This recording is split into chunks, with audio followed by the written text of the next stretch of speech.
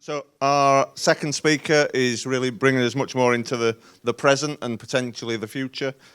Matthew Davies from Memco is going to talk to us about a case study rollout of around about 1,100 communication devices. Crikey, you can do the whole thing if you want, Graham. So thank you for coming today, everybody. As Graham said, the paper is a case study of a mass migration of lift alarms that have been done over the last year or so. Whilst many in the room have been subjected to me talking about telephone lines and the switchover over the last 2 years, you're going to get another quick go at this. So just the background to this, the UK is retiring its analogue telephone network. This project began in around about 2018, when at the time there were still over 15 million analogue lines. As we sit here today, we are down to 4 million remaining in the UK, so the pace of change has been huge. The final switch-off date is January 2027. You'll notice I have all of the other switch-off dates that I've told you about recorded and crossed out on the slide. That January 2027 date, we believe, is now firm because they can no longer support the copper network in the UK. They've told us there are no spares left, and over the last year, problems on the network affecting over 500 lines have increased by 42%. So it is going to happen, and it is gaining pace. The two big problems this presents for us as an industry are related to connections for lift alarms to the outside world. And it's really two things. It's the removal of analog support over the network. We need the analog signaling for our legacy install base of lift alarms. But the major concern is the lack of power resilience on the new digital lines. A copper line carried its own voltage. It was always there when you needed it. A digital line will fail if your power fails or if a cleaner in your building unplugs something they're not meant to. We've seen examples of that. So this affects anybody managing lift alarms, big or small. The client that our case study focuses on is the Premier Inn hotel chain. So this is the biggest hotel chain in the UK by number of rooms. They have hotels across the UK, Southern Ireland, and elsewhere in Europe. They have 1,100 passenger lifts. There are then platform lifts on top of that. All of those 1,100 lifts, when we started this project, were still on a form of landline, one or the other. The lift consultancy that they're engaged with, they've had a long-term relationship with. That began mainly around the install of new lifts, but has moved through now to the point where the consultancy provides all of the maintenance supervision. And the consultancy raised the concern in 2018 about the lines and about the need to intervene and to do something. So the project is a long time coming.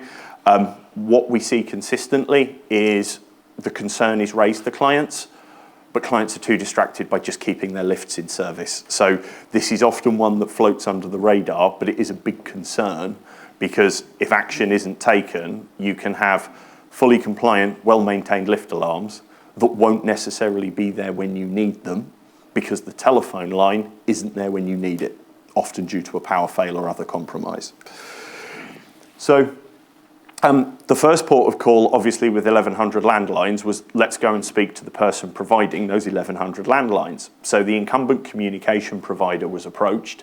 They were obviously very keen to keep these landlines with them. There is a monthly revenue that they're incurring there.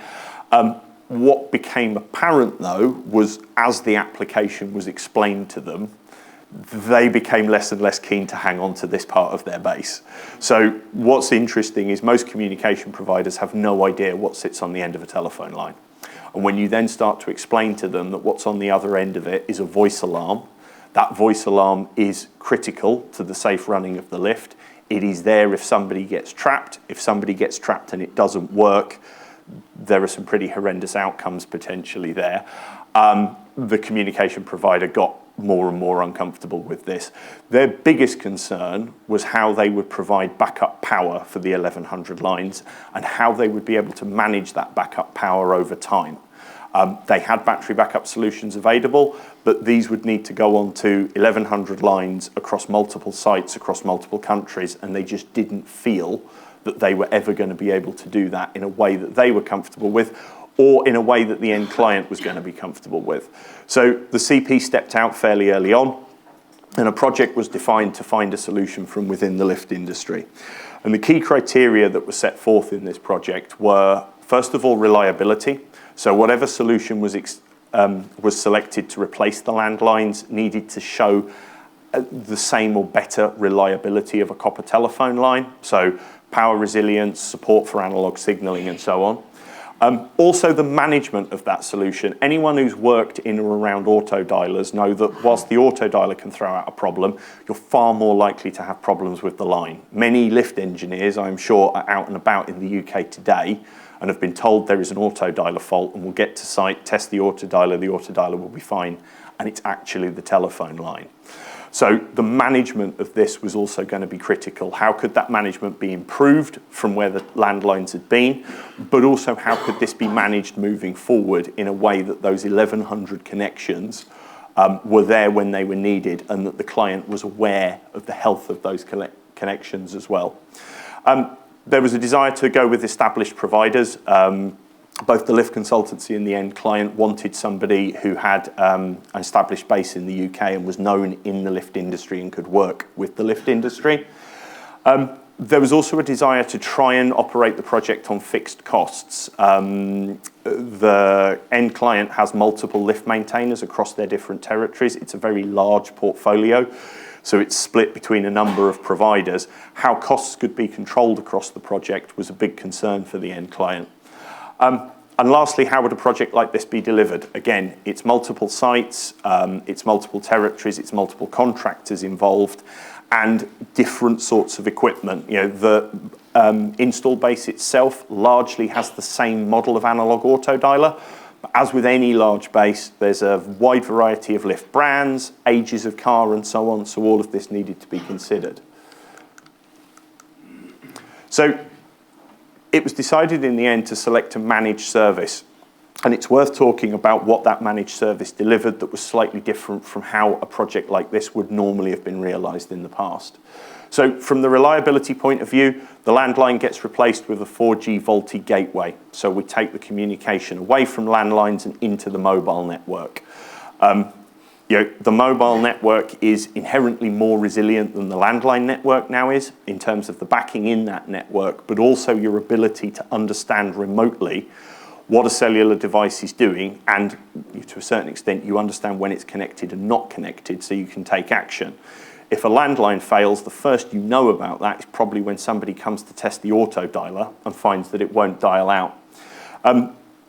Obviously, the immediate concern once you're in the mobile network is signal, so a non-steered roaming SIM card was used. So that means a SIM card that can connect to any of the UK networks. This prevents you being tied to a single provider, and if that provider has a compromised tower or so on, you can be back into a situation where you've lost signal and you can't necessarily find it again. Obviously, power was a huge concern, so all of the gateways are provisioned with an onboard battery backup. That battery backup can then be remotely monitored. So even in a mass power failure scenario, you've still got those gateways online and you've still got a 4-hour lifetime on that gateway after a power failure. The support for analog signaling, there is immediate support for analog signaling. There is also then the ability to translate that analog signal at the installation and transmit some of it as data over the network. So what this also meant was that the client wasn't facing the need to replace 1,100 lift alarms. They were just working on the connections themselves. So the management of this moving forward was critical, as I said. All of those connections were placed onto a remote monitoring platform. This meant that the signal status, the mains power status, and the battery status of every single connection can be visualized and can be managed in real time. Battery changes were also included. We saw a paper last year talking about the prevalence of battery failure in our industry. Part of that is batteries that have been on harsh recharge cycles, but part of that is also batteries that have reached the end of life. So part of this was also recording about when batteries went in and flagging when they would need to be changed as part of this service approach. Also, what this means is by having all of this in one place, the client and the consultant now has a digital audit trail for all of those connections. So if there's any challenge to what may have gone on in a trapping scenario or as a defect on an insurance report around an auto dialer, there is now one single truth, essentially, as to what all of those connections were doing. The provider for the service, who I won't name, but there might be a clue that I'm up here, has been in the lift industry for a long time and is well known. Fixed costs, so it's worth talking about the costs. The way the service worked was it was a single monthly charge to the client, and then contractor fees, etc., were handled by the service provider in the background. So it's very important to note here, no lift companies missed out on this. The incumbent maintenance contractors were absolutely part of this project. It was their qualified lift engineers who were installing this kit. It really was everybody working together for the benefit of the client. All equipment was free issued, so there was also no upfront cost to the customer. One of the things that clients are facing at the moment is the need to change all of these lines. And something that's worth bearing in mind is as we come in the next 16 months to the final closure of the analog telephone network, as of next month, we begin the shutdown of the 2G network. Those 4G gateways which are going in today, at some point in the future, will also need to be upgraded. So it could well be that we end up in a cycle of maybe 8 years with major communication shifts and the need to intervene across really not just individual lift estates, but the whole install base in the UK and elsewhere in Europe. A point on costs, if we compare the cost of the service to what is currently being charged for a digital landline with provisioning of battery backup, with provisioning of analog translation kit where it's available, this also allowed the client to realise a 25% cost saving. So by placing everything within the lift industry, what they actually found was they were getting a better deal than they would have got from staying with their incumbent communication provider. Project delivery, there was an installation specification created and agreed between the consultant, the service provider, and the contractors. What this ensured was that all of the equipment that was being installed to the same specification and in the same way across all sites. And as I said, it was the incumbent lift maintainers that were used for these deployments. It was the people who had the service contracts on their lift that did this work. So what did the project deployment look like? 1,100 passenger lifts across 570 sites across 4 different territories. Client actually hadn't been super clear up front that there was 4 different territories, so we did have to explain to them that not only was the Republic of Ireland a separate country, but the Channel Islands and the Isle of Man were going to present an interesting challenge as well. The first thing was to create a single asset register. So the consultant had already built an asset register. What we built out from that then was a list of all the sites, a list of the equipment, and we then split that by maintainer, and that was then used as the project tracking document as well. I did allude to this earlier. There's obviously the passenger lift base. Platform lifts on top of that were then treated on a case-by-case basis. Some of the platform lifts did have alarms, some did not. The ones that did not were typically lifts that could only be used with the intervention of a member of hotel staff, so often key controlled and so on. So those were added in and those were dealt with as well. Rate cards were agreed with all of the incumbent lift maintainers, so there was a standard cost for doing this, so everybody was clear on what they needed to do. And the installation specification was very clear. We all know that the quickest and cheapest way is to fit a gateway on top of a lift car. That's probably the worst place you can put it. Inside the guide rails, inside the shaft, in the guts of the building, going up and down, potentially serving basement levels and so on. So the specification was very clear that any gateways needed to be installed in the motor room. If you don't have a motor room, in the MRL panel, and if you can't fit it in the MRL panel, fit it at the top of the shaft. We needed to give all of these things the best chance they had of getting signal, and that is at the top of the building. The gateways had to be powered by a dedicated supply, switched only from the main lift switch. I'll talk later on about challenges and why that became an interesting area. all new connections were then placed onto what was called a 7-day checklist. What that meant was, as a new connection came live, it was watched closely for 7 days to make sure signal was stable, power was stable, batteries were connected and so on, so that everything could be tracked as it went online to then be monitored moving forward. Oh, excuse me. So any project comes with its challenges, so what did we see? Within the 7-day checks, one of the first things we started to notice was devices which would come online and suddenly lose power. Now, it was very unclear why power was being lost. We spoke to a lot of lift engineers. They were very clear to us. I'm at the lift. I'm measuring the voltage. I'm measuring the current. I'm measuring the voltage. This is a stable supply. You would put the phone down and you would watch it drop back off the platform. Because what we found was, in a lot of cases, they were wiring into a supply that was switched with the shaft lights. So what's the first thing you do? You open the panel door, you switch the shaft lights on. You measure your mains is fine. I don't know what you're talking about. I've done a good job. And then I switch the lights off and I leave site. So we issued additional guidance on this, specifically around certain models of lift where people were unclear that this particular main supply was being switched in line with the shaft lighting. Individual challenge sites. I listened yesterday to Dr. Rory Smith's paper, and he mentioned interference from airports. We've absolutely lived that with the Premier Inn at Heathrow Terminal 4. If you look at that hotel, the hotel is one side of the street, and there is a giant airport radar tower the other side of the street.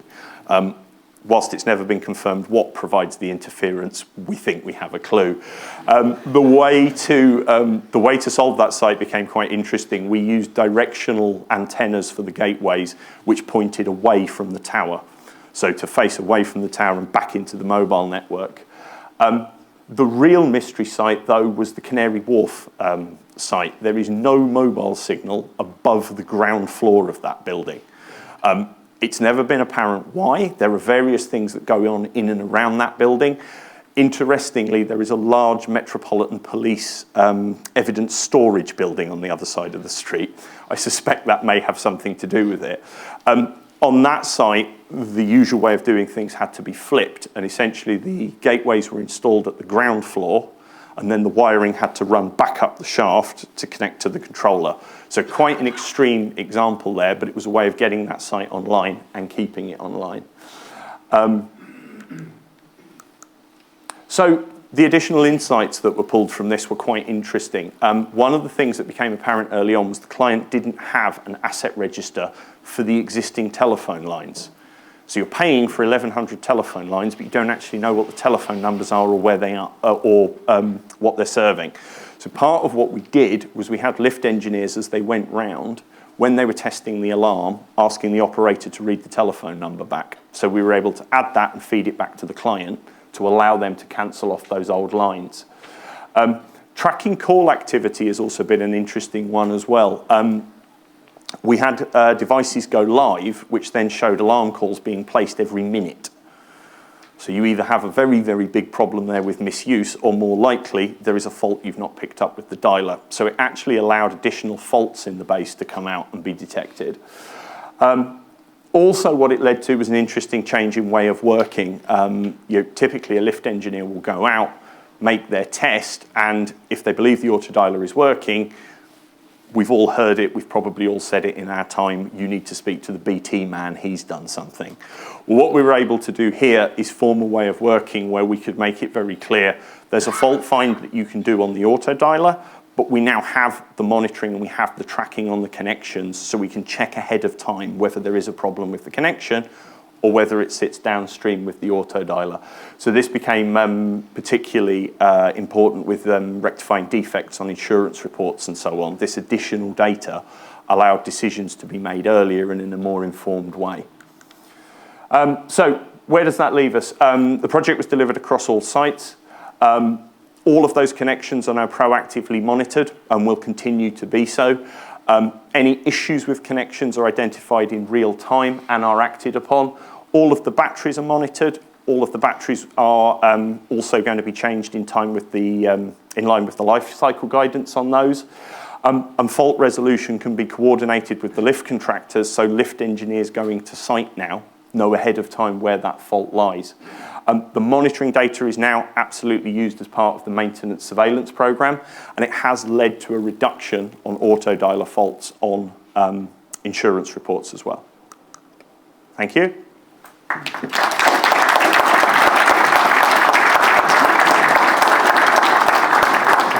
Just. Perfect timing. We've got a couple of minutes. Have we got any questions at all? Mike? Thank you. Phil Pearson, Pearson Consult, independent consultants. I noticed there you mentioned that you were monitoring the battery on the actual autodialer. Is there any plans to extend that battery monitoring? Really putting it back to the presentation last year, where you can monitor all the batteries on the site. You've obviously got the technology to do it. So it's a recurrent question we get. Part of the sort of complexity there is obviously, as an equipment provider, we can monitor the batteries in our own equipment. Monitoring other people's batteries starts to create some interesting conversations. But it's certainly an area that's being looked at, and it's certainly an area that's being discussed as we have more and more batteries, and those batteries don't have monitoring. So yes, I think looking forward into roadmaps and so on, it will be something that will, I would suspect, be available in the coming years from one or other provider. Thank you. I think we had a question. Rory next, I think, possibly, and then Lufty. Rory Smith, Peters Research. I was curious, what battery chemistry did you choose? So it's a lithium polymer battery. Lithium polymer, okay, thank you.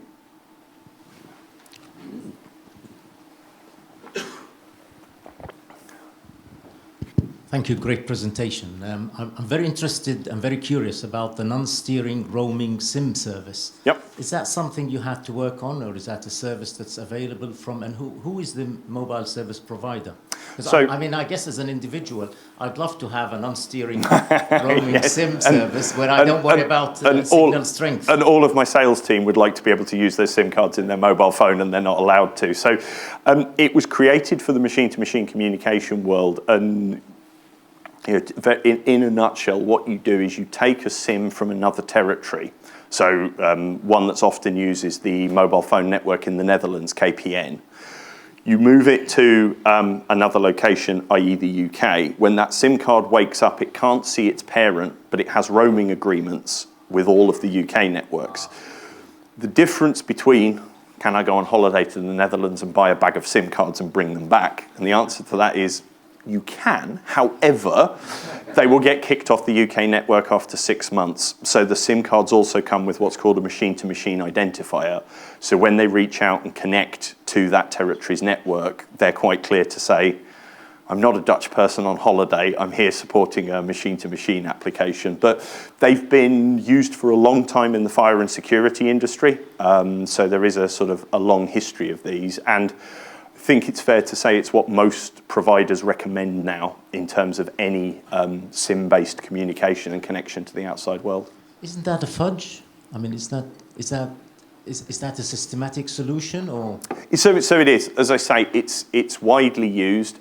You are somewhat at the mercy of the roaming agreements between networks.